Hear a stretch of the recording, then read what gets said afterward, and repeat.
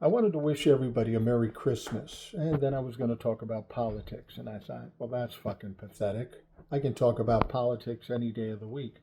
So instead, I thought I'd tell you a famous family Christmas story, maybe tug at your heartstrings. Now, this story goes back to the early to mid 40s. I wasn't born yet, but I've verified this story with people who were there who are my relatives, so I know it's real. Anyway, it's the early to mid 40s. My grandparents, my mom, and my aunt live in northeast Minneapolis. Only this Christmas time, my grandfather's not around. He's in World War II. He's driving a truck on something called the Red Ball Express. So Grandpa's not around. It's Grandma, my mom, and her sister, all alone.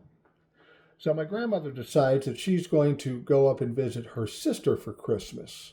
And they live up in northern Minnesota, middle of fucking nowhere. I think it's called Strathcona.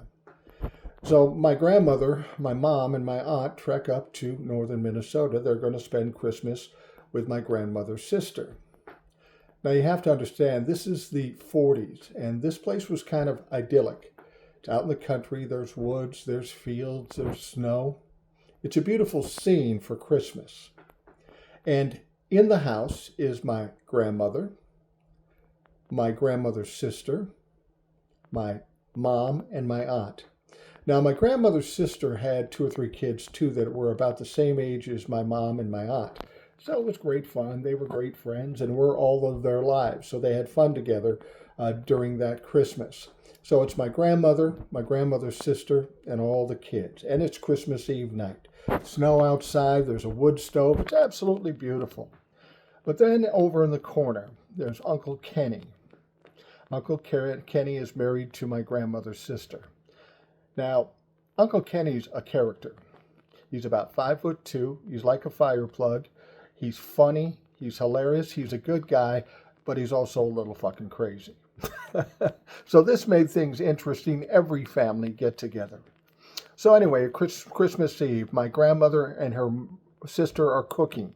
And I got to tell you, my grandmother was the greatest cook I've ever known. To this day, I've never had better Swedish meatballs than what my grandmother made. So they're cooking. The smells of the food is all over the place. The kids are playing games. They're excited. It's Christmas Eve. And then there's Uncle Kenny sitting in the corner reading his paper. And then all of a sudden, Uncle Kenny takes the paper, slams it down. He says, "Did you hear that?" And everybody's going, "What the fuck are you talking about, Kenny? I didn't hear anything." He goes, "Did you hear that? I heard something on the roof." The kids are getting excited now. They're thinking, that's definitely Santa. It's Christmas Eve, and somebody's on the roof. Who else could it be but fucking Santa? So anyway, Kenny sits there and he's listening intently, and then all of a sudden he gets up very quickly.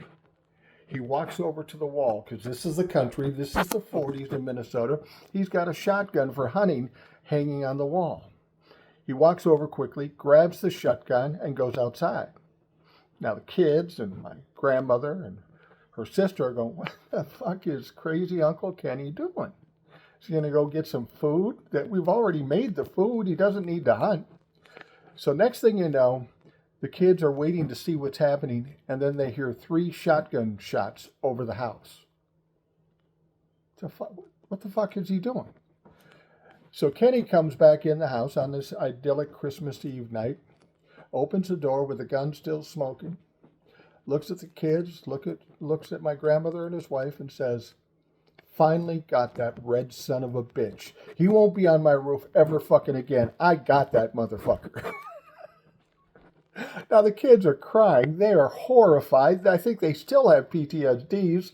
My grandmother and his wife were absolutely furious at him. He's probably slept on the couch for the next month or so. But that was the idyllic Christmas night in my family. Again, I wasn't there, but I know people who were, and that's exactly how it happened.